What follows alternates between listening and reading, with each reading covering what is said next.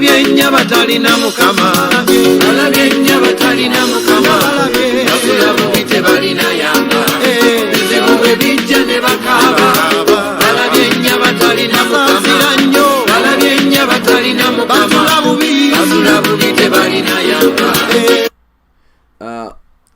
Due to the pandemic and the unfolding events in our country and all over the world, many people have been speaking or behaving in a way as if church buildings and gatherings are irrelevant. A lot has been said, but throughout the ages, churches have been a refuge to all people in trouble. Even during the wars, people have been running to church. This is the only time in many years that when a problem came, there was an idea or recommendations to run away from churches. I think it was a mistake. It was not the best idea or the best strategy. We could have done it better through putting in place medical precautions and measures, but not to stop completely the worship. Because, many of you know that I was burnt with acid. They burnt me with acid. Acid, when when you get attacked with acid, your life turns around. Many people are traumatized forever. But one of the key things that helped me most is to be encouraged by people.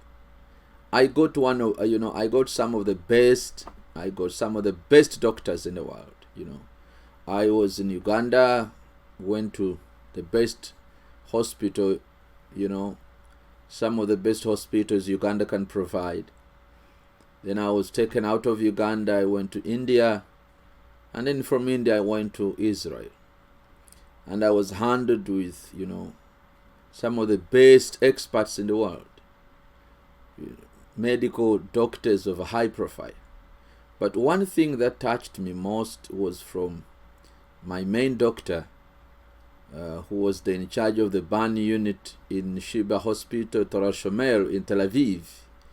This Israel doctor became a friend, even a brother, because apart from being a doctor, he used to talk to me in a way that could encourage and motivate, and raise my morale.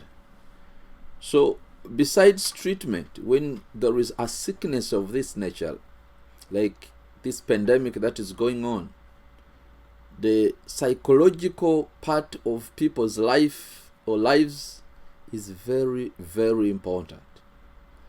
If somebody is messed up psychologically, even if you bring whatever type of medicine, you may fail to get results or to heal this person.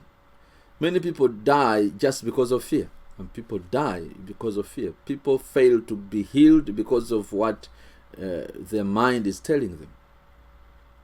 So one of the things that the church is doing, church fellowships, is to build the morale, the strength of people from within.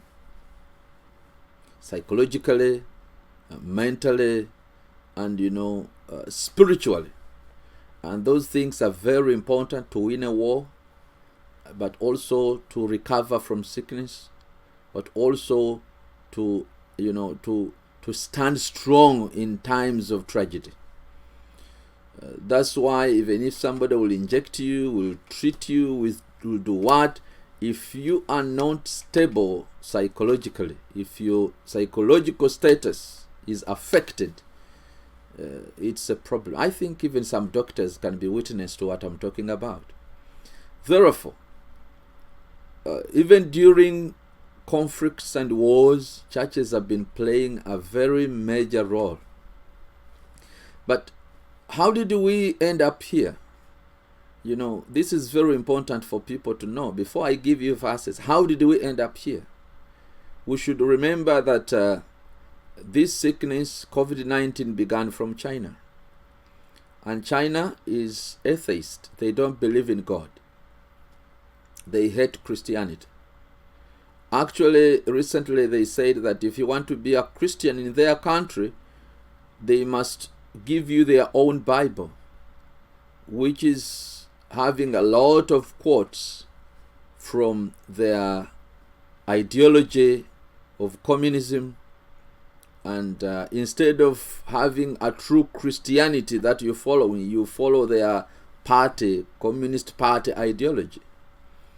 There are some churches which are called Christian in quotes that are, state oriented churches, and they are following those kind of teachings. Instead of preaching the true gospel, they spread the communism ideology. And those are the churches that are there. But there are some other believers like we who say, no, Jesus is Lord and God is Almighty, I must worship Him alone. Those ones, they persecute every day. They persecute every day. They arrest them, and they don't have churches. Their churches are not allowed to be built. What is happening is that they choose to go underground. We call them underground churches. People worship, but secretly. So those are the churches that some people are referring to. In China, there is a revival. Yes, it's a revival, but it's not an open revival. It's a secret revival where people are suffering, and it shouldn't be that way. So COVID began from there. And China, at the first, the early days of COVID, did not cooperate well with other people, other countries.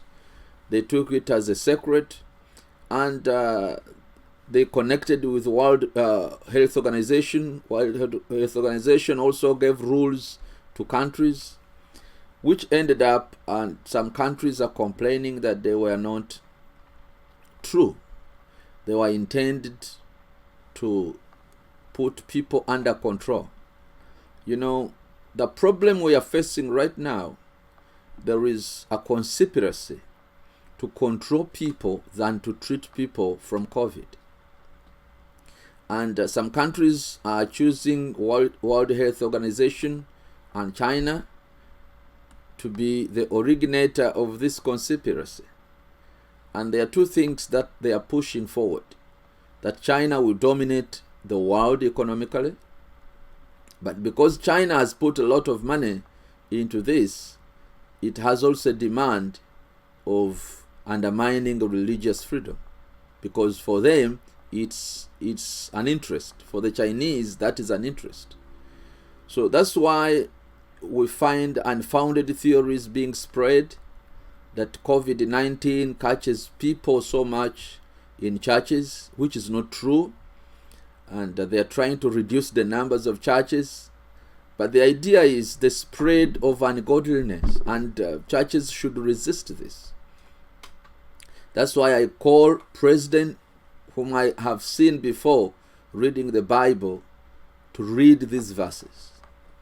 Let us not spread the Chinese interest of hating Christianity, and let us not spread the World Health Organization ungodly behavior, because they might be working for other people to control communities, and they know the best way to control communities is to disband churches, because the churches are having a lot of say in the lives of people. And then the ungodly people around the world who are atheists are putting a lot of money into this, even promising other leaders around the world heaven and the earth. But the consequences to a country like Uganda are very severe, because our motto says, for God and my country. And also, whatever is built on deception cannot be sustained. There is no proof that the sickness of COVID-19 catches people in churches. I will give you examples. One, it began in China. And in China, there are no churches, big churches like we have them. They're not allowed. And another point is in Iran. Iran also fights churches, but per capita, more people have died of COVID-19 in Iran than in United States of America. People are not aware of this. In Iran, there are over 130,000 people have died. So, in a community, a population of 81 million people, Iran population is 81 million people. They have lost 130,000. That means to them they have lost the numbers which are doubling or even tripling the numbers if we go per capita. If we go by percentage, I mean. So if you use percentage and you say how many people are in the United States of America, and then you see the 81 in Iran, then you see the numbers of people who have died in America and those who have died in Iran, you'll find that Iran has lost people 3 times than those who have died in America. That means Iran has lost a lot of people. And in Iran, there is no churches. They don't believe in churches. They arrest people who convert, and they don't have big churches or revive of Christians like as it is in Uganda. So they have died there. Also, we find that in Italy, they locked churches. The first thing they did is to lock churches, but people died. And other places. Now there is an example. In the United States of America, states have been reopening states by states. Other states, like California, Florida, and New York, they delayed to open up churches. But as we speak right now, they are the states that are still struggling. They are still struggling with numbers, and COVID is multiplying again. But the state of Massachusetts, the governor opened the churches immediately. Church was among the first, essential services that were opened. What happened? Check the figures and see what is happening in Massachusetts. Churches are operating now, it's 2 months, and the numbers are reduced in a way that is so amazing, and people are surprised of this. So there is no evidence. Actually, it's not even scientific, because when you go into these places, let us forget these people who say, science is telling us this. We have already seen that some people are pushing forward a wrong ideology. They have an agenda to undermine religious freedom and basically Christian freedom. So they want to undermine churches, places of worship. So because of that, they are bringing fake recommendations. And now what is happening is that the World Health Organization is being used to spread those fake recommendations, because everybody trusts whatever is being said with the World Health Organization, and then wrong people are using now those recommendations. And now when they go into countries, they use those doctors or young scientists there to recommend. Like in Uganda, some young scientists in Makerere and other places are recommending, not because they know, but because they have been told, or they are copying and pasting. But you're going to find that some other countries, especially the most developed countries, they have abandoned the advices of World Health Organization. I'll give you an example. Japan did not use all those strong, high-handed lockdowns, but it has been, realized that Japan did not suffer the COVID-19 too much like other countries. Yet they did not use those high-handed COVID-19 lockdowns. Japan defied the orders of World Health Organization, and they did not test their people like that. Test. No. There are some other countries like Sweden, they did not lock down. So, but they're okay. Even in Africa, do you want to say that Tanzania has lost more people than Kenya? Okay, Tanzania did not lock down churches. Can we say that all the people in Tanzania right now have COVID-19? Are they all dead? Is the whole city of Dar es Salaam dead and infected with COVID-19? But amazingly, in Tanzania, they are in churches, they go to church, and they go to schools. And their economy is growing. Recently, there is a report of World Bank about the growth of the economy of Tanzania. So besides those are some other issues that anybody can find on the internet or somewhere, or physically, because Tanzania is not far from us. You can choose to go to Tanzania and do your own research. Go to Dodoma, go to Dar es Salaam, try to go there, and you will see. The first verse I want Ugandans, including the president and all the ministers of the government, to read is from 2 Chronicles chapter 6 and verse 28. It says, when famine or plague comes to the land, and blight or mildew, locusts, or when enemies besiege them in any of their cities, whatever disaster or disease may come, when prayers and prayer is made by anyone among your people, Israel, being aware of their affliction, and paying and spreading out their hands towards this temple. Now, some of the plagues mentioned here, we have experienced them in Uganda. Now, we have COVID-19, we got the locusts. Prior to COVID-19, we had locusts. We had the overflow of Lake Victoria and the River Nile, also Chog and others. So we have seen how nature is trying to misbehave. And it will be a mistake to think that when nature is misbehaving, or when we get a problem that beyond man's understanding, we can put God aside and then use science. There are things that science cannot address well. So, in godly opinion, biblical opinion that we have just got, when you get those kind of attacks, what do? Use the temple of God as part of the solution to recover or to overcome the challenge. That's why I'm saying, in addition to what the doctors are doing, the medics are trying to do, churches, the temple of God needs to be open.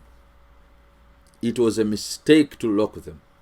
We can, in the best interest of the country, we can open up these churches and we begin from this stage forward.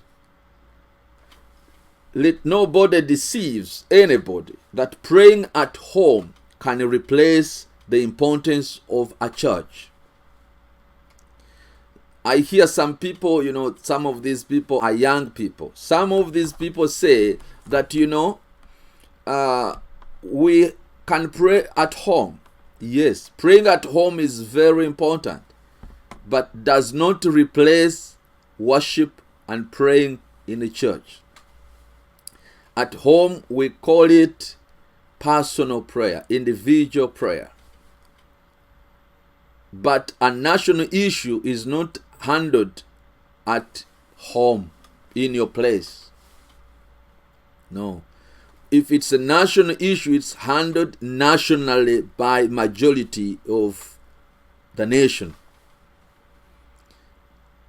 Also, the same God who created us and knew we have homes, is the same God who is giving us rules here that we must consider the power of the temple when we are faced with tragedy and problems. Even this verse that people normally quote, I think it's a misinformation, and they misquote this verse where Jesus said, 2 or 3 gathered in my name, I will be in their midst. And then they say, pray 2 or 3. No, he did not say, or he was not justifying the number. He was justifying the cause of gathering. So he said, even if there are 2 or 3 gathered, the point was gathering. Remember, that is Matthew chapter 18, when he said that. It's Matthew 18, chapter 18, verse 20. So he said, when 2 or 3 gathered in my name, I will be in their midst. The point there was not about the numbers. It was about the actual act of gathering. To gather in the name of the Lord. So those verses cannot be used to undermine the worship of God in churches. Church buildings and gatherings, they are very important. Also, some young believers or those who are not serious in their Bible study, they say, I am a temple of God. I always tell people the Bible is the dictionary of itself. When Paul said, you are the temple of the Lord, what did he mean? Actually, he did not say you are the temple of the Lord. He said you are the temple of the Holy Spirit. So remember, in the Godhead, we have Father, Son, and the Holy Spirit. So you are the temple of the Holy Spirit. But are you also the temple of the Lord? Are you the temple of the Son? Where is the Son? Where is the Father? Don't you know that in Trinity we have the Godhead and we have the Father, Son, and the Holy Spirit? Then he said you are the temple of the Holy Spirit. Why didn't he say you are the temple of the Father, the Son, and the Holy Spirit? So simply he was meaning the temple is a place where people go and enter to worship God. So he was figuratively using that to tell you that the Holy Spirit resides in you. But he didn't say that now you don't need a church because you are the church or the temple of the Holy Spirit. An individual as an individual is not the church. An individual is a part of the church. Many believers are the church. So when you are a part of the church, that means you need other parts to make a church. That's why we come together. And that's the principle of having a local church, a fellowship. That's why when you go into the Bible, you're going to see the importance of gathering into churches, gathering into places of worship. We read in Psalms 122, prophet, a king, a warrior, a mighty man, David. David was a commando, a fighter, a successful fighter. David was a king. David was a prophet. Even Muhammad, when he was teaching Muslims, he told them that David was a prophet and is called Nabi Dawood, Prophet David. But Prophet David, King David, the one who killed Goliath, he was a fighter. He could have boasted and said, he could have said, I have all the tricks, I'm a champion. But one day he said in Psalms 122, I was glad when they said unto me, let us go into the house of the Lord. One other verse is from the book of Haggai that I want to read. I have a number of verses, but because of time, I want to read a few, and then I will read more other verses one by one later on in my following broadcasts. In Haggai chapter 1, we can read verse 7 to 9. The word of God is clear to us. Let me see. Haggai chapter 1. I might use another version. Haggai chapter 1. Haggai chapter 1 verse 7 to 8. Yes, I might go up to 9. Yes, Haggai chapter 1 verse, let me see here. Haggai chapter 1, verse Haggai chapter 1, verse 7 to 9. Haggai chapter 1, verse 7 to 9. This one is trying to take me to another scripture, but let me find it. I will find it. Praise the name of the Lord. Praise the name of the Lord. Praise the name of the Lord. Praise the name of the Lord Jesus Christ, the Son of the living God. It's very important. This is very important. And yes, I find it. I find it. Verse chapter 1. Yes. Verse 7 to 9. I'm going to read it. The Word of God says, "This is what the Lord Almighty says. Give careful thoughts to your ways. Go up into the mountains and bring down timber, and build my house, so that I may take pleasure in it and be honored, says the Lord." Why did we build churches? It's the word of the Lord. Go build my church, says the Lord. He's giving directions here, directives. Go bring timber. Do it carefully. When you build it, you are the one building it. But after building it, it's going to be my house. I'm going to take pleasure in it. Now people are saying, you built those buildings. Did God build them? You don't know the protocol. The way God does things, He says, I call you. Go do it. After doing it, it's mine. So that's why churches look like any other structure. But why are they called houses of God? Because the Lord took them from us. And that's why when we go there and begin to worship Him, you ask people who have been to church, they will tell you. They are witnessing. Some people say pastors are demanding the opening of churches, but we don't hear flock, we don't hear followers. Where will you find them? You don't know them. When, church is very orderly. That's why we are saying opening markets and you leave out churches, you are making a mistake. Because in church we are very orderly. When there is a divine matter or something to be done, the followers, the flock knows whom to contact. They cannot contact an LOC, they don't go to police, they contact me. I get thousands and thousands of messages of people who are saying, Pastor, I feel very bad for not going to church. I get them every day, on a daily basis. That's why it's my duty to tell government, hey, you are not listening to people, because I represent many. And then government ministers, why I want them to read these verses, because when they go to president, they misadvise him. They advise him wrongly, because many of these ministers, government ministers in Uganda, are not connected to the population. They are not connected. They are disconnected from a reality.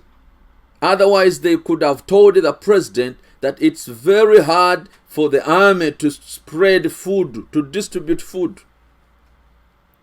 They could have told the president that the army and police are turning to be brutal and they are killing people. We are saying that COVID has not killed people, but the army has killed people and police is killing people. If the lockdown is causing Ugandans, even if one to die, we better lift it. So these advisors are not speaking things as they are on the ground. And the president is not in a winner market. The president is a fountain of honor, is somewhere else. He thinks everything is going on. It's not. There is a problem in the land. The idea and advices which are being brought before you are ungodly.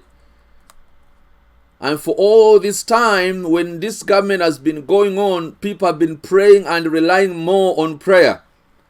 Your informers are not saying this. Yes, yet it's a reality. And when the country is messed up, they will, for them, I don't know what they will do, because this country has been so much controlled by the power of God. It's a young generation. Anything can happen. We are sitting on a time bomb. Just imagine if children, these, I call them children because I'm a grown-up man, but they are the youth are beginning now, feeling like they are disturbed, and they begin to commit suicide. If one can take his own life, what can happen if he chooses to take your life? That's why I'm saying, let not police stand to be brutal, because if people are committed to kill themselves, even if you come with a gun, they will not fear that gun. They might kill you. You might spark a very dangerous scenario, and then we find our country into a problem. That's why I'm saying COVID-19 lockdowns should be lifted before we mess up the whole country. Because just imagine, scientists will tell you somebody dies between 4 to 6 days without food. If you don't have food, 4 to 6 days, you are dead. But just imagine Ugandans with nothing. They were locked down into their houses, no food. It's now 4 months. What are they eating? We might say that we have not lost anybody directly through COVID-19, yet we have lost hundreds indirectly. And in simple economics, they call it an opportunity cost. As we realize issues, I will look at issues right now, it seems the opportunity cost of Uganda in regard to COVID-19, the lockdowns and everything, the opportunity cost is higher than what it should have been. So the better we lift the earlier we lift the lockdowns is the better. Especially reopening churches, because everybody is sick in this country. What the media is doing is to create fear among people. When people are afraid, anything can happen. When somebody is psychologically troubled, anything can happen. The other day they reported a woman who went and slaughtered children and killed himself. A certain man went and burnt his house and killed the children. What more are we waiting to hear? It's a high time the lockdowns get lifted and allow countries, allow our country to operate in a way with minimum precautionary measures, but proceed with life. Can't we send a team to study what is happening in Tanzania? Let us not listen to what the World Health Organization is saying, because this is a sovereign state. We cannot torture our own people basing on the rules given by, people from far. Uganda was liberated and we got independence. If we begin to kill our own people because the World Health Organization said, that is a betrayal to the independence of the country of Uganda, because we became an independent state. Japan refused. America, the leading scientist country, has withdrawn its money and itself from the World Health Organization, saying that much of the recommendations of the World Health Organization are fake. That's what the Americans are saying. And they are the leading scientist country in the world. They know much. They have seen it. And they see a conspiracy between the China interest of atheism and the China interest of becoming the world economic power. And now their interest is being pushed by those who could have been helping us to survive. That's why there is a lot of fake recommendations by those people who claim to be scientists. It's a high time Africans would train our own local scientists, but also we mind about the African context. Because generally, as far as Uganda is concerned, we couldn't have locked a country. We could have increased vitamin C and D. And this is better when we allow our people, the government, the money, all the money we have spent, we could have put in the money and buy all the fruits in Kenya, Tanzania, Rwanda, and Burundi and give our people. Allow our people to eat as much fruit as possible, drink a lot of water, and have a lot of sun. And then we could have immunized our population from this danger. And we couldn't have lost all this money. It could have been fair if people are being immunized, through the natural system that I have shared. And then when we are working, our economy could have been right now at a better place. But right now, if we don't pray too much, which again the government is stopping, we are taking our economy into the limbo. We might pretend. But ladies and gentlemen, those who love this country, pray. Uganda is among the 13 most poorest country in the world. Among the 13. We are so poor than Tanzania. We are very poor than Kenya. We are among the most poorest country in the world. Among the 13. So to lock down and say people don't work, it's like when they tell you in the bush there are a lot of snakes and you don't have food. Will you say, I will not go to the bush? There is a lion. They used to tell us there is a lion and a leopard. We used to fetch water in the villages. This is Africa. Let us not forget, this is Africa. We have different, unique dynamics. And Africans, we survive in a different way. So some of those rules and guidelines and reports were good for where they came from, but not to Africans. That's why I'm saying, let not our government betray the African cause. The cause that led those people to fight for independence. We cannot begin and continue to kill our people in the lockdowns, in the curfews, basing on the orders of people who are far. This is Africa. Japan did not use high-handed lockdowns, but Japan survived, succeeded. We have our neighbor Tanzania. Not everybody in Tanzania is dead. Actually, some countries that are locked their churches and places, they have more death than Tanzania. This verse is telling us the importance of having a church open. We can pray from home, but church gatherings are very important. God is telling us, build this church. After building it, build so that I may take pleasure in it and honor it, says the Lord. Verse 9. You expected much, but see, it turned out to be little. What you brought home, I blew away. Why? Declares the Lord Almighty. Because of my house, which remains a ruin, while each of you is busy in your own houses.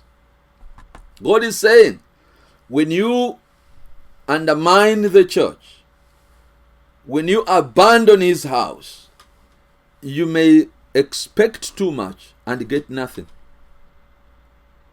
You may get, but whatever you get, he will blow away. Why?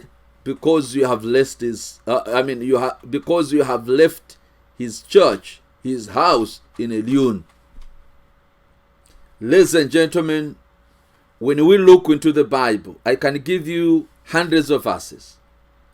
Places of worship are of a significant importance, are very important. When Jesus was born, before he goes to any place, he went to the temple. At age 12, Jesus was in a temple. When Jesus was beginning his ministry, he entered the temple and said, the anointing of God is upon me. In Matthew 21, when people were abusing the temple. Jesus came, he's a merciful Lord, but he took a stick and caned people, chased them. He beat up people, physically beat up people, and chased them from this temple and said, my Father's house is a house of prayer. That means Jesus was, highlighting the importance of having a temple, a physical temple.